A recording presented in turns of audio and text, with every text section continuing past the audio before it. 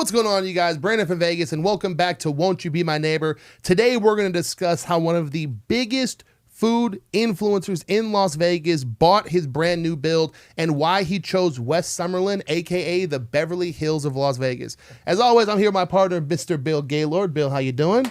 And today, our special guest is the one, the only, the sexiest Asian man in Las Vegas, Mr. LasVegasFill. How you doing, brother? What's up? Thanks for having me on. Today, he is Philip Sang. I practiced your name so many times, by the way, Philip, when we were doing our house. For those of you guys who don't know, over the past few months, I helped Phil buy his brand new home in West Summerlin. We're going to talk about why he chose West Summerlin, what he expects from the area, and just the overall process of buying a home as an influencer, right? A lot of people are curious, like, how do influencers get paid? How do we buy houses? Are we self-employed? Do we work for the restaurants, right? So we'll get into all that stuff. The first thing I want to know is, how good am I as a realtor? Go ahead and tell the audience. You can be honest, too. If I suck, this is your chance to blow me up. So I've seriously shopped for homes 4 times in my life. And this was the easiest, most straightforward experience. Probably the quickest. I mean, we only looked at 7 homes. Yeah. Where my last time we bought a home, my wife and I, in 2011, I mean, we looked at 40 homes. It was crazy. Do you feel it's because you were more indecisive then, or less understanding of what you were looking for? Or do you feel like, did you have a realtor last time, or were you guys just kind of out looking? We did. Do you feel like they weren't as informative, or do you feel like you guys have changed? We've changed. You've changed. For sure. I think we were way more sure of exactly what we wanted. So we needed to look at less things. Yeah. And once we found it, we were all in on that. Your wife more so than anybody. I think we ended up wasting, 3 hours on our first showing looking at houses. And I think the entire time she was like, yeah, we're going with the first one. Pretty much. It's weird now because as home prices are, where we're living now, a $700K home, it's crazy to say, isn't that much of an upgrade from what we're doing now. No.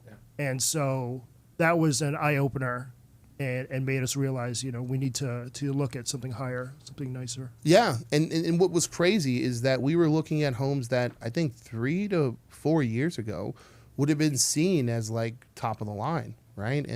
But as they've moved closer and closer to West Summerlin, I think they were pretty outcasted and felt, it's weird to say because it's only been 4 or 5 years, but they felt almost outdated very quickly, right? So ultimately, why did you end up choosing West Summerlin, aka Vegas Beverly Hills? Primarily the modernness of the home, the newness of the home, the layout was really what we were after the most. West Summerlin just happened to be the place where the home was at. But we always want to stay on the west side. We've lived here since we moved here in 2006. Yeah. And so a bit further out west, but I think it's going to be good. We're excited. Yeah. I know our initial search was essentially like pretty narrow. We were basically going to the tip of Summerlin down to like above Blue Diamond, right? So you were pretty keen on like the southwest of Vegas. Is it just because this is where you film the most? Is it because this is where most of your job is centered around? Or is this just an area you feel comfortable? All the above. We've always lived in the southwest. Our first apartment was on Decatur and Flamingo. And we just moved further west since then. So there is a comfort and there is convenience as well for a lot of the places that we like to go just to eat on our own. And my clientele as well is close to the west side. So do you still have the same route, the same shopping centers, the same grocery stores, all that stuff? Or is that all kind of changing as well? That is all kind of changing. We need to figure that out. I don't even know where my mailbox is at my house yet. But yes, that's all going to change a little bit. Grocery shopping doesn't happen with me, but yeah. Phil, if I need to buy hummus, maybe. Phil, when's the last time you cooked dinner at home? You whipped open the Blackstone. Me myself? Yeah. Like with a pan? Yeah. Oh, shit. Years. I'm the guy that blames the recipe when the dishes go bad. It can't be me. It can't be me. I follow the thing. I do the thing. To a T. I know good food, right? I always tell Phil, I said, Phil, you honestly could open a restaurant just selling leftovers out of your fridge, right? Because like you open up his fridge and it's just leftovers from the nicest places in Vegas, all in like one orderly row, called like Phil's Leftovers. I'm telling you, people would pay top dollar for that shit. $10 a plate.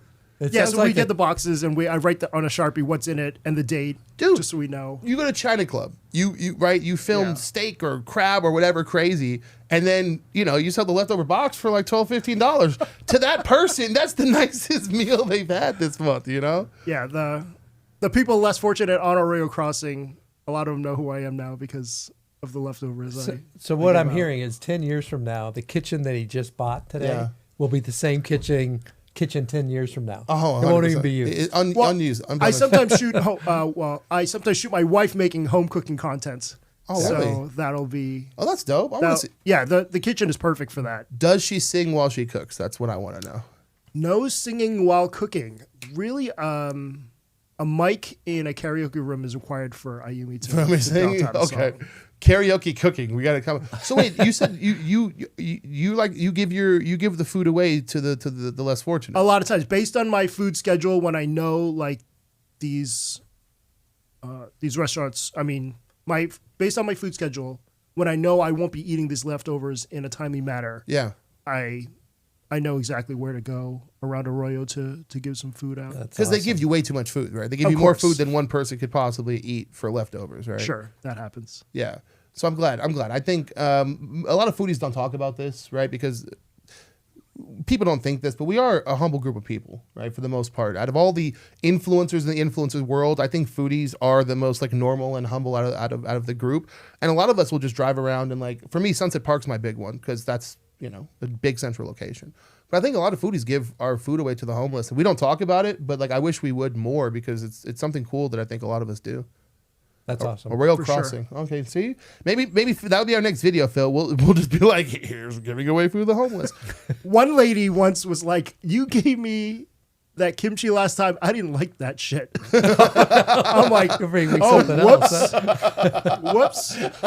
She's doing food reviews. Yeah, I'm getting berated. I'm getting berated on the corner. Phil gave me kimchi. I felt it was not as crisp as it could have been. So when you're in West Summerlin, right, the expectations up, and I think we kind of caught a good variety of who's moving to West Summerlin, right? And essentially right now, West Summerlin consists of three people. It's people moving from California who, for some reason, all they know is Summerlin and Henderson, right? That's the two, they go on Google and it's either Summerlin or Henderson. So you're getting a lot of California up there. You're getting a lot of people from old Summerlin who are like, okay, well, time to move where the equity's going. So they're kind of moving up that hill.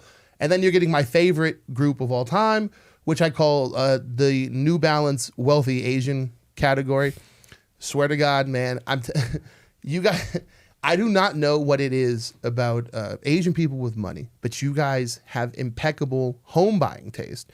You guys, seriously, like when South Summerlin started blowing up, when the Southwest started blowing up, look at the restaurants that started popping up, right? And why do you feel like this group is so far ahead of the curve, especially when it comes to real estate? Because I've always noticed it, right? Is it just like you guys don't, so many groups are hesitant. They wait. They're just like, there's like this delay. Where with you, there was no delay. You were like, I want this home. I want to do it now. Let's go. Well, there was definitely a lot of urgency on my part. There was a lot of things going on, with the Hollywood 2.0, LA fires, potential tariffs, all that kind of stuff, kind of all balled together into thinking we should probably get something in early 2025 instead of later. Did the fires happen and you go, let's go now? I mean, yeah, probably within pretty much a week or 2 weeks. It was fast. It was really fast because, and something I've always wanted to talk about, but obviously we're not seeking to offend, but I think people need to understand why some people succeed and some people don't, right? The fires popped up. We knew that there was going to be some political instability. We knew, tariffs were a possibility. Some people cower and they hide and they wait and they go, oh, well, let me see how it shakes out. And other groups are like, no, I need to go now in case something bad happens, right? And I think it's interesting how some people prepare for the worst case by either staying in their shell or just attacking the thing right now. And that's what we saw in West Summerlin. I think every time we went to your new build, it was, right? You saw the same groups of people there just ready to buy houses, right? Is that just walking down the street and seeing how the lot premium prices were going up for the same model of home. Yeah. Just a few blocks down the street was crazy. What did your lot premium end at? 30,000. 30,000. Okay. We went there yesterday. The lot premium is 90,000. 90,000? 90,000. It's gone up 60,000. $60,000, right? Money you're just throwing away. Instant equity. Instant right equity. Yeah. Right? And I think, and that's what I was talking the entire time we were showing West Summerlin, right? And we were talking, we said, okay, look, we have found bigger houses down the road. We found bigger backyards, but in 1 year from now, those houses may be $30,000, $40,000 more. I said, a year from now, your house might be $150,000 more. And that's, I think, was a huge push for West Summerlin, right? Not only do we like the house, but like the equity is kind of built into the market. Absolutely. And driving around that area just off the Far Hills exit, it is stunning how many homes are being built, all these new neighborhoods. I mean, they're going to have to expand that road to 215. To 215. But it's amazing. Yeah. I constantly marvel at it. And if they can install a cell phone tower as soon as possible, that would be much appreciated. You would need that, yes. If you're going to move to West Summerlin, yeah, for one, get the strongest internet you can and get window cleaners immediately because that dust from Red Rock is coming directly on you. But going back to your point, I can't speak for the entire Asian race, but I don't know. I think, there's a level of comfort and niceness that they want because they're used to that, and that's just. Is it built? Is it a cultural thing to value real estate, or is it just a cultural thing to want the best? I mean, as far as you can get, yeah. I mean, the most best you can have, okay. The bestest you can have. Because I didn't really listen. I talk about this on my stories a lot. When I first started it's very challenging to get like higher end Asian clientele. They're very specific. They're not going to just automatically trust and believe you. They want the best between both the houses and the people that they're working with. And so as I've started to get more of this clientele, I like picking. Now, it was easy because I've known Phil beforehand. I was very fortunate. I was able to ask. I was fortunate. What are you talking about? Oh, stop it. I'm blushing.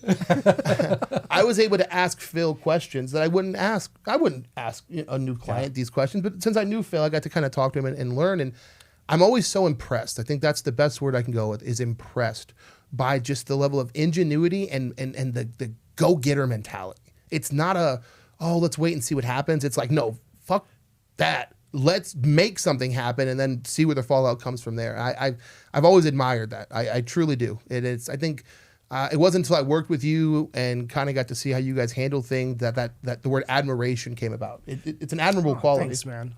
I'm curious, Phil, how did you select Brandon? I mean, was it just because of the relationship on the food side?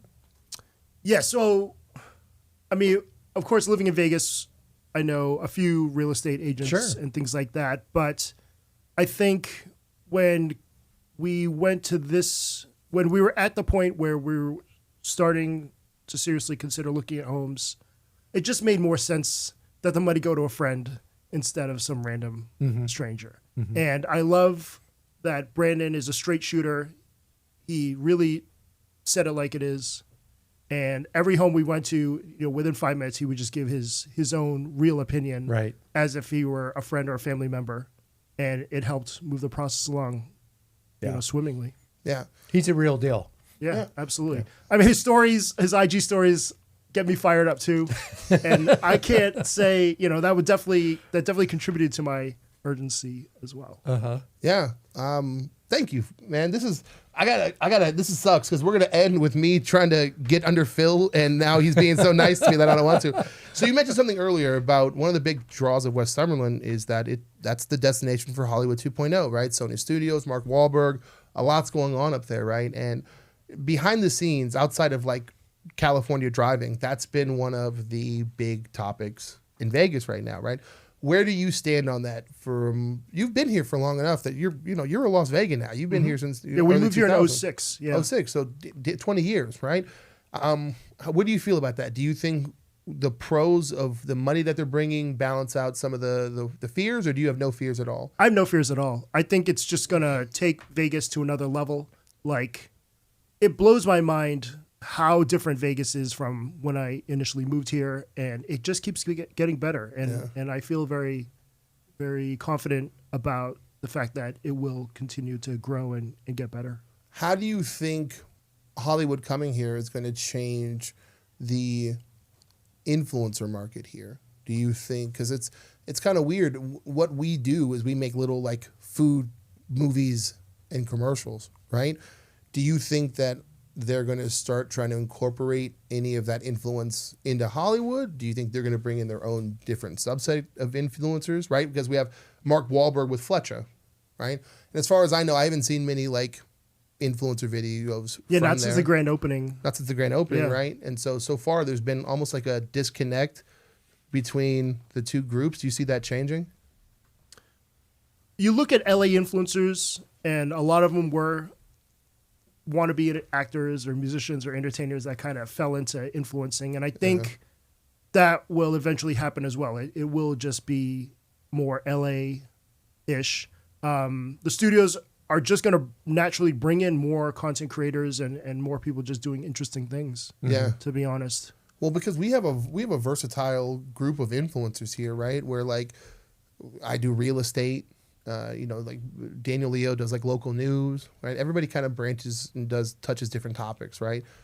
You have like Velia and Las Vegas Chicas. They dive into some of the local activities, girls' nights out, things to do. Like we have a versatile group of influencers here. Yeah, the content creator pool in Vegas, the talent is huge. You compare it to any other city, Boston, even New York, things like that. Like in Boston, there's probably only maybe 10 needle movers for food. That's crazy. And I would say there's a solid 30 in town now that could get you instant business overnight after a post. Yeah, 100%. I mean, we always have like the big four, like you, Drew, Starfish, Vegas Foodie, Keith Lee. I guess he's not really from here anymore, right? He went to Dallas. He's global Keith Lee now, right? But we have our big four, right? But we still have people who can like Las Vegas Riggs, right? What she did with Oscar Steakhouse, boom, 8 million off the jump.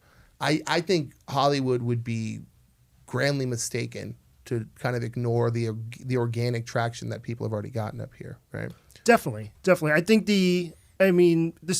I can't imagine a better city to do this kind of gig in than Las Vegas. Right? It's fun. For sure.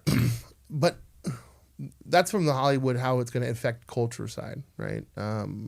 From an equity standpoint, Bill, where do you see, because obviously when the Golden Knights came here, that affected equity. When the Raiders came here, that affected equity. What are your expectations from the lending side on what Hollywood could bring? Because they're not bringing, they're bringing millionaires, but they're also bringing production studio guys, right? No, I think it's just going to bring in a whole new economy. I think it's going to bring in a lot more higher paying jobs. Yeah. The whole Hollywood 2.0, as we call it, is going to be super technical, right? Yeah. So you got Hollywood, regular Hollywood, and then this is going to bring in all the technology. They're going to be all new facilities. They're going to have so much more equipment and all the stuff that they need to do. And you're going to have people operate all that. And I think that's going to really elevate some of the types of individuals coming here, earning more money. Yeah. And I think it's going to increase actually the real estate values as well. You think Austin's going to leverage us for more money? Well, if you don't, he will. He may not let us in the podcast studio again. We might be I've got Wahlberg today, Brandon. You're going to have to push it back to tomorrow. No, one of the biggest draws of the West Summerlin area is that, much like when the Golden Knights came here, a lot of their players moved into Summerlin, West Summerlin. If Hollywood 2.0 is right there in West Summerlin, odds are that's where they're going to be buying their houses, right? Yeah, they're going to buy them. But I think there's going to also be a lot of people coming in from LA, from Hollywood to visit for production, for things. And then that's going to, certainly help the restaurants and everything surrounding that when they come in to do that and they do the production. I think we're going to see a lot of that too. Yeah, I agree.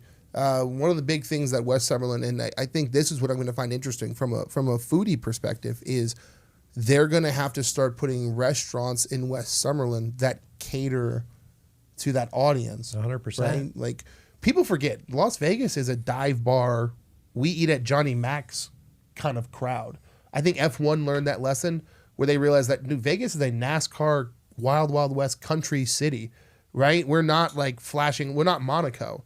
But up there in West Summerlin, if that's where Mark Wahlberg and his friends are going to be hanging out, they're going to have to cater the food scene towards that, right? Definitely. I mean, Harlow and Lestrade will definitely be a lot busier for sure. Might not be able to get a reservation, but yeah, they got to have way more. I mean, I look around my area. I mean, there's no restaurants right now, and if someone opened up a Chinese restaurant right now, they would Clean up. destroy it. Crazy. Clean up. Destroy it. Yeah. Yeah, I just think it would be a challenge for a restaurant. We're Summerlin already, and this is something we'll kind of talk about a little bit later. I think Summerlin already struggles to provide affordable quality food because of how expensive it is to open a business in Summerlin, and in West Summerlin, it's going to be double that, right? The amount of what you're going to be paying for a lease in West Summerlin with what the land cost is going to be insane. So the restaurants are going to have to be high end just to make sure that they can fit the bill. Right, we're not going to see a Greasy Spoon. We're not going to see a cheap burger place up in West Summerlin. I don't think they'd be able to make the rent. True. But yeah, I'm looking forward to all that. I mean, who knows when that's gonna be? Hopefully, within the next 5 years. Well, you've got the legislative session happening now, and I know there's a lot of stuff going on behind the scenes trying to make sure that because they want tax benefits, right? So we'll have to figure out. Hopefully, they can figure it out. I want it to happen. I think it's going to be a lot of fun. Yeah. Did you find, now that you live in West Summerlin, do you find some of the other parts of Summerlin, what's what I'm looking for? Would you find it a challenge to live like in more of original Summerlin? Do you feel like it just doesn't have the same offerings as it once did?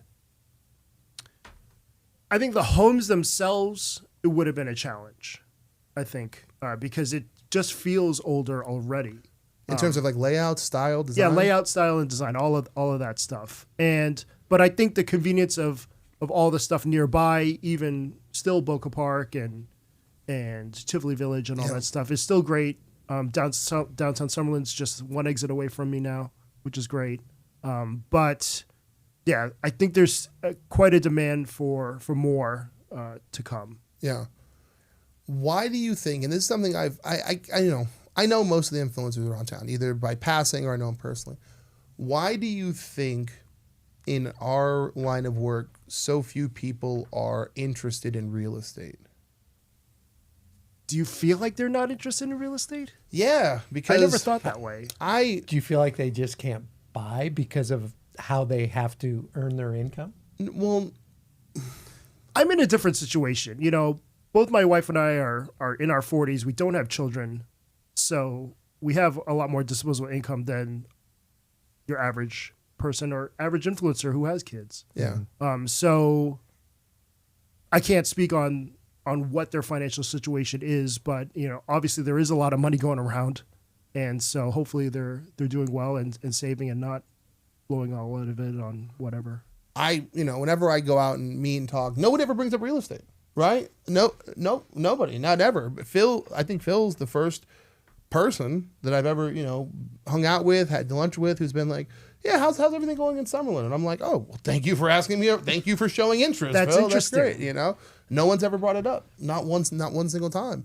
And me, I'll give you the honest opinion. I'll help you, get there. But I think you're the only person who's ever showed interest. So I always thought it was curious. I just always thought it was curious. I'm going to say Austin. Austin's interesting. That's true. That's true. Austin's asked. I think it's kind of in the background, but I think part of it is the economy. With people think it's hard to get into a home, thinks it's too expensive from a mortgage payment standpoint. But I think it is in the back of their mind. Sure. But it goes back to what you were saying before. People just kind of thinking, oh, someday we'll do this. Yeah. It's not a, if I made a list of important things on people's life, right? They'd be like travel, vacation, having fun, spending time with my friends. There'd be like 10 things that they would put above, Real estate.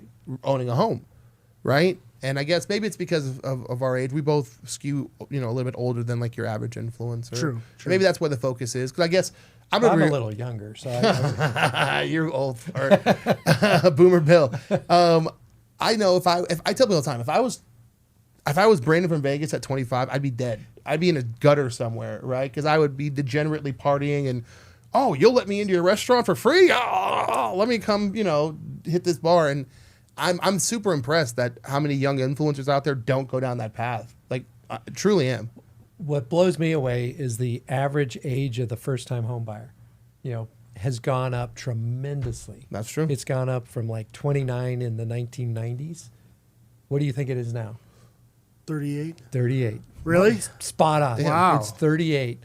And it went up Good to guess. like 32, 33, 34, and now it's 38. Yeah. And the other thing that I look at, I think first-time home buyers, they want to buy. So 55% of the mortgage applications in 2024 were from first-time home buyers. Not that they bought, but they want to buy, 55%. And it only consisted of 26% that actually purchased last year. So there's demand there, but they're not taking the initiative somewhat, the leap, the like taking that action. I call it the buffalo, be the buffalo. You got to run into the storm as opposed to the herd that's following the storm. So sometimes it's Phil's a buffalo. A calculated risk. Phil's a buffalo, man. Yeah. Another piece of urgency for me was actually taxes. As an influencer, you got to get that all lined up. That was 2 years in the making. Yeah. Because On your income tax? Yeah, I was TurboTaxing it and just kind of writing things off. Writing a ton of stuff off, just teetering on like I got this over here. wondering if the government will be wondering if I'm making any money at all. Yeah. I'll leave it at that. But yeah, the last 2 years I had to claim as much as possible. No more writing off. All my trips from last year are just things I can't write off anymore. Personal trips. Yeah. Right. So, and that was another piece of urgency because I didn't want to file my taxes again like that in 2026 and pay Uncle Sam a shit ton of money and all that stuff. Yeah, and as self-employed, I mean, I see it all the time. And it's, you're self-employed. There's a lot of people that are self-employed in different industries.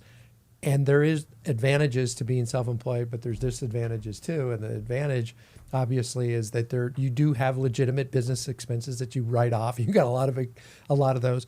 But sometimes, if you write off too much, you don't have the income to qualify for a loan. And at the end of the year, you wrote everything. Yeah. And at the end of the year, I've got a lot of self-employed borrowers that come to me and say, "Bill, I want to buy a house. Yeah. How much income do I need to have to do it?" I say, "Well, what kind of house do you want? Where do you want to be?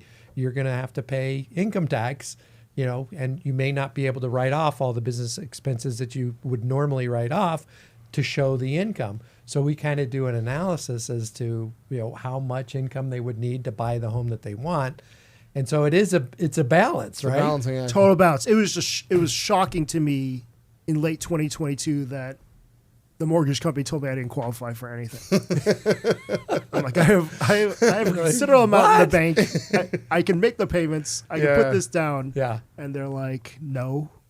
Yeah. Because from what the government sees, you Right. don't have any of this Right. stuff, right? It'd be questionable for me to rent an apartment. It'd be questionable if you rent an apartment. How are you affording to eat, right? What would you say would be the biggest advice to other influencers, creatives, or hell, even just self-employed people on what it really takes to get in a home when so much of your balancing act is write-offs? Yeah, a lot of that has to be aligned, and it's basically a 2-year plan that they need to really implement. Get with an accountant or get with a friend that knows what they're doing. Or a mortgage professional to have some sort of idea of your goal, how much you need to claim, et cetera, et cetera. Yeah. And so, it was a 2-year process. Shout out to my accountant. I don't want to name the company, but helped me out a ton. And that's a big reason why I'm sitting here with you guys today. Yeah. If it wasn't for Bill, and Bill was my lifesaver, right? Because me and my wife were both self-employed, and just to stay in business, just to stay afloat, we had to write off everything under the sun as both a realtor, influencer, whatever. And I remember, trying to qualify for a home and being like, bro, you could get a shack over in North Vegas, but that's all you really could qualify for. And the 2 years before we bought our house, I had to eat it. I had to pay a ton of taxes on everything, but that's why it's important to have a game plan, right? Game plan, because you have you have to balance between paying the income tax in order to qualify and saving money for the down payment and closing costs, right? So you have to kind of balance the whole thing out and get a game plan together. It's important. You have to know anybody listening, if you're self-employed, if you're a creative influencer, know what type of house you want and know what it's going to cost you. Talk to a mortgage professional and figure out what your mortgage is going to be. Then bring that information to your CPA and say, hey, look, my mortgage professional says I need to show this much money per year to qualify for this much mortgage. Make that happen.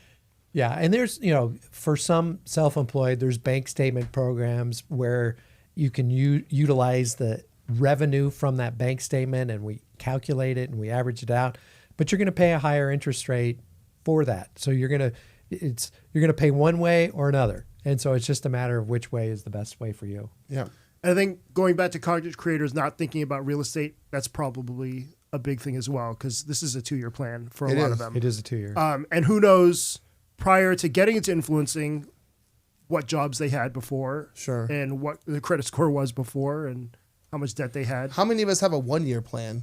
Right? How many of us have a straight up a 1 month plan? A 1 month plan. What am I going to be doing tomorrow Right. for a lot of people? So I think for a lot of people, it seems daunting to kind of look at, that far down the road, and that end of the road never comes. And the end of the road never comes because they never planned for it, right? That's awesome that you took that 2-year plan, you spelled it out, you made it happen, and there you are in the new house. For sure. That's awesome. For sure. Wish I did this in 2022, but yeah. Phil's a businessman. Don't let the foodie gig fool you. Phil knows him some business. All right, this man worked. He didn't come out of the womb posting about food. Okay, he's done a few things. What were a few of the hurdles that you weren't expecting, either during the process or post process? There haven't really been that many hurdles, I would say. I think the biggest hurdle was just getting all the documents submitted. And it seemed like they just wanted more and more as time went on. And how many documents did you end up submitting to the... Over 100. Jesus. Felt like, 100 pages of things. Yeah. Bank statements, P&Ls. Yeah, all that stuff. Yeah. So, we uploaded a ton, and it seemed like they kept hitting me up to send more things or correct this thing, blah, blah, blah. But I think that was pretty much that and the taxes were the biggest hurdle. The home itself, there are a few things that we need to tweak. And then the real work comes with the home I currently, the first home I own, which we're going to rent out. So I got to fix all that up. And it seems like quite the task. I'm not a handy person. So we'll see. Don't worry, we have a handyman for that. Yeah, we do. Why did you choose to rent out your current home rather than just sell it, pocket the money, or put that money towards the purchase of your new home? I feel like real estate is still on the up here. So, I bought our place was $178K in 2011. Oh, man. Yeah. Jesus. And That's now awesome. it's closer to 5. Yeah. So I just felt like there's no point in letting it go. To have that equity, to have the value of that home just as part of our, financial portfolio was worth having. And it'll be positive cash flow for you as well when you rent that out at that loan amount. That's going to be good. Yeah, for sure. Yeah. See? Foodie, real estate mogul. This guy, now 10 years ago, I'd say, man, he's like Foodie P. Diddy, but we can't use the P. Diddy thing anymore. So now. You just did. What are you talking about? Now he's like Foodie Jay-Z. I don't think Jay-Z's canceled yet, right? Pulled off the air. No, yeah. There was, It's been removed. there was from some the murky book. waters there a couple months ago. but yeah. He's Foodie Jay-Z, right? This is this young hove. So, Phil, you're in West Summerlin, right? There's really nothing up there yet in terms of there's real estate, there's homes, there's new builds, right? What, if anything, if they could build one, be it a restaurant, be it a grocery store, what's the first thing you want them to put in West Summerlin specifically for you? If they were like, Phil, we're going to cater this place to you, what do you want? What's the first thing you want closest to your house? I want two things. I want high and I want low. Okay. So Roberto's would be nice. Okay. Roberto's. I love Roberto's. And then I would like, if I could choose anything, probably like, maybe a nice steakhouse like Joe's. Joe's West Summerlin would be incredible. Joe's like West that. Summerlin? Yeah. Joe's? Like, the one in Caesars where, yeah. Okay. Crushing some king crab, Crush some crab. lobster tails, salad, Yeah. bottle of wine for lunch.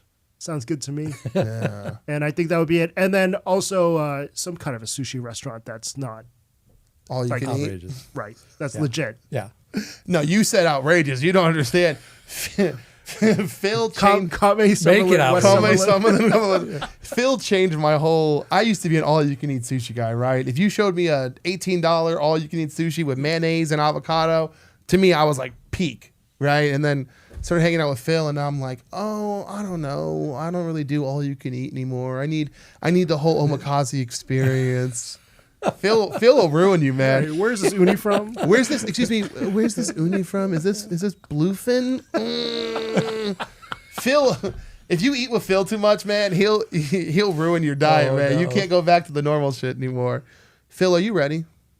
I'm ready. So, guys, when we brought Phil on, right? Our audience knows Phil. They know me, and they want to talk food. But our goal was to educate you guys when you come on this channel. And when Phil's on here, he's someone who bought a home, and the experience is, whether his job is different than yours, the experience is the same universal one, right? So we wanted to make sure you guys were educated and you understand that an influencer buying a house is no different than you buying a house.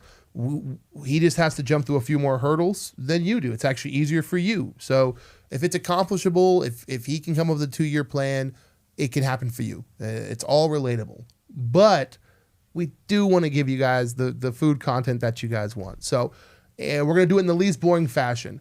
Phil, are you ready for a segment we created just for you called The Grill? Welcome, Phil, to The Grills.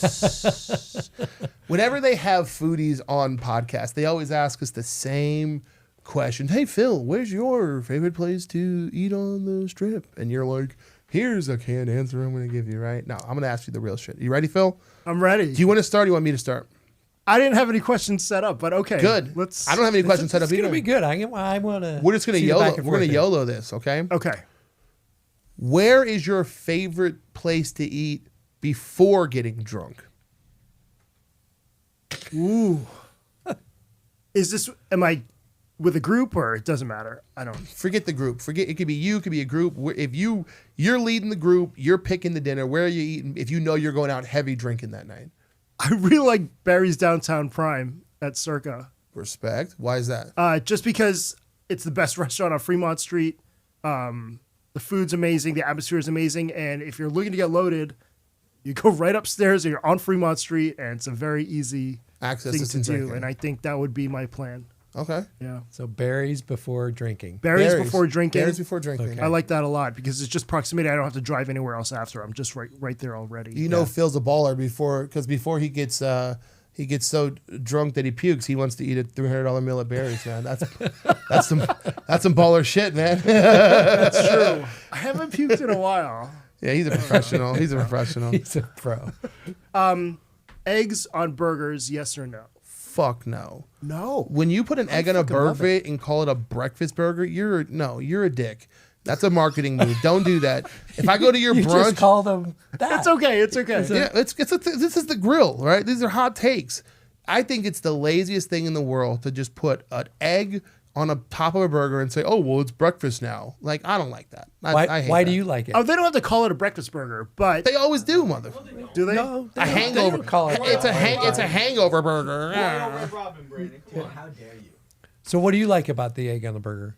What's not to love? I mean, you The got yolk the kinda yolkiness, going on. the umami, everything going on in the burger. Like if an egg Different texture. is available on a burger, I'm fucking getting it every single time. I'm gonna stand strong. Eggs on burger is worse than pineapples on pizza. No, that's Oh, no. You are Oh my God. You are desecrating the structural integrity. The hamburger is God's gift to people.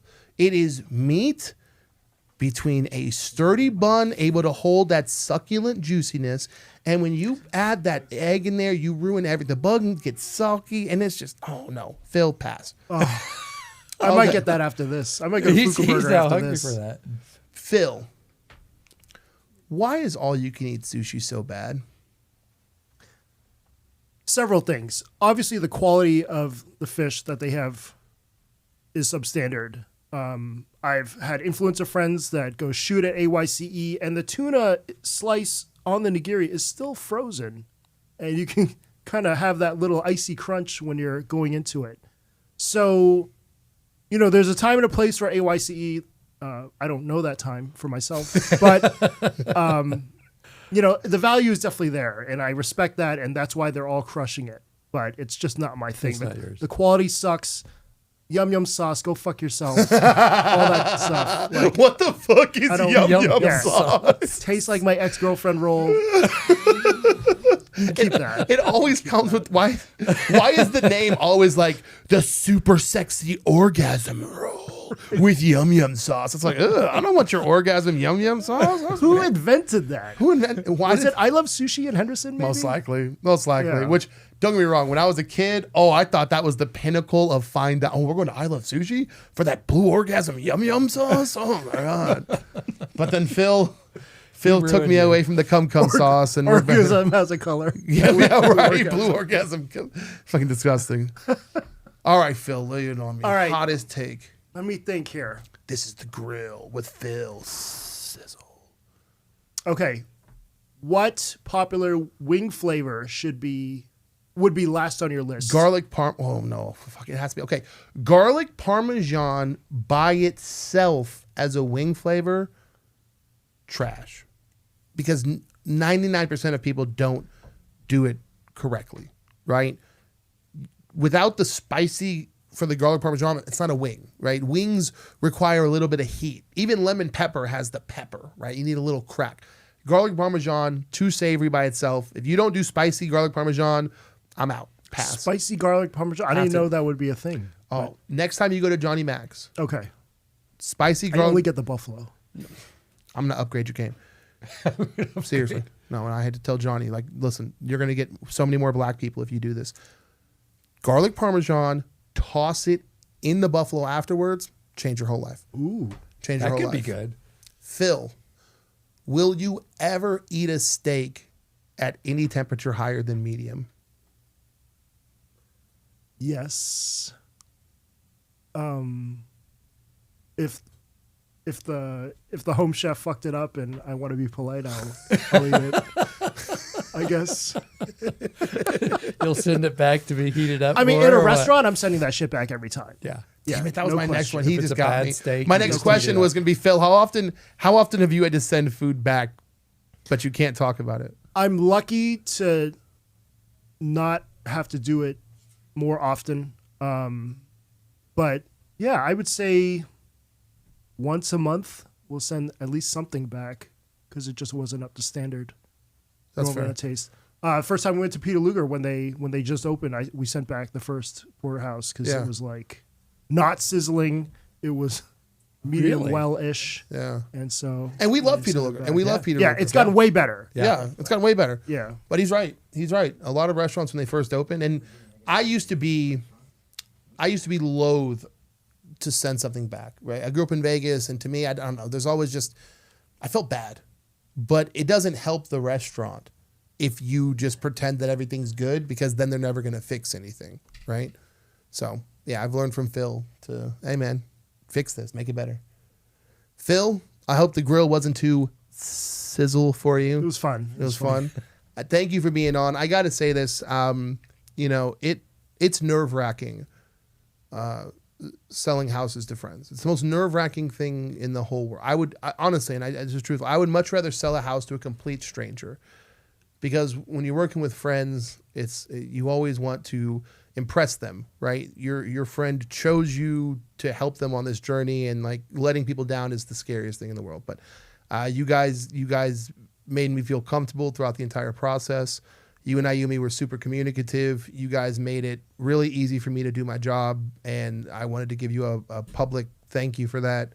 I'm honored. I know you could have chose anybody in the world, and you went with me, and I'm forever grateful. That's why we play pickleball. You guys don't know it, but me and Phil are like non-racist rush hour, right? We're like pickleball players. Oh, huh? Phil is good as shit at pickleball, dude. We've been playing every week since January, so he's got this little secret serve where he just like, and he like, oh, it's fucking good, man. Phil's really good at pickleball. Are you left-handed or right-handed? I'm right-handed. Okay, I'm left-handed. You're left-handed. I saw you do that. I was like, yeah, but yeah, it's an honor calling you a friend.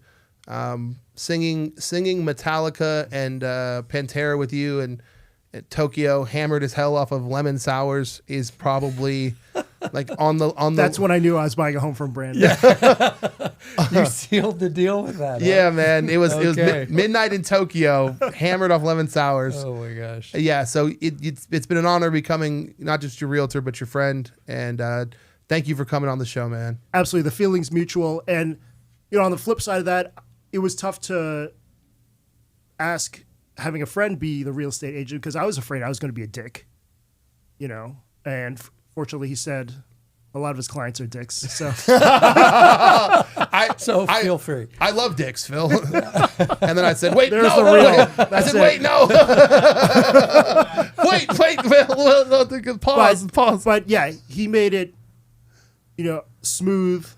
The honesty was always appreciated, and yeah, it was probably the easiest home shopping experience I've ever had. Yeah. My guy. Thank you, man. Phil, good job. For the audience, for like the one person in the audience who doesn't know where to find you, Phil, where can they find you? You can find me at LasVegasFill, FILL, at all the channels, IG, TikTok, YouTube, X, all that. One last question. I actually want to do Sure. Austin, I'm going to do a cut of this, all right? And this is going to be, we're going to put this out. Phil, what's the one place on the Strip people aren't eating that they should? Oh, shit. I would go with a lot of the Fontainebleau restaurants, but honestly, China Club is one of my favorite overpriced Chinese restaurants on the Strip, and it's always a great experience. We're going in less than a week, and I can't wait. The duck is top tier, easily top 3, maybe the best, depending on the day. Wow. Better than Mach 32? On some days, I do prefer it. Yeah, it's quite different. Wow. Yeah, it's like 1A, 1B. Wow. Now I'm excited. Holy shit. Yeah, and if you blindfold yourself and then walk in there, you won't even know it's a Chinese restaurant. I mean, guys, some people are wearing berets, like handkerchiefs tied around them, looking like mimes. Like, I don't know what's going on. But it's a really great dining experience. Love the private dining room there, and I'm excited to go. Right. Cool. Well, thank you, Phil. Bill, tell the audience where to reach you. BillGaylord.com. Or if you find him on Instagram in the sexy way, it's Gaylord. Oh. O.Gaylord. That's what my wife says. Yeah. Oh, Gaylord. Oh, Gaylord. Yeah. And as always, I'm Brandon from Vegas, man. Throw me into Google. You guys can find me anywhere. I don't care what your profession is. It's never too late for you to start working on getting a home, and we're here to help. As always, leave your likes, comments below. If you have a comment for Phil, don't worry. I'll answer it for him. If you're a content creator or an influencer or self-employed and you have a question of what it's going to take, the process, the people that you're going to need, reach out. We will help you guys with a step-by-step plan. And as always, come and be my neighbor. Peace, peace, peace, peace, peace, peace, peace, peace. My producers hate when I do this, so I do it every time. I'm a dick too. Woo.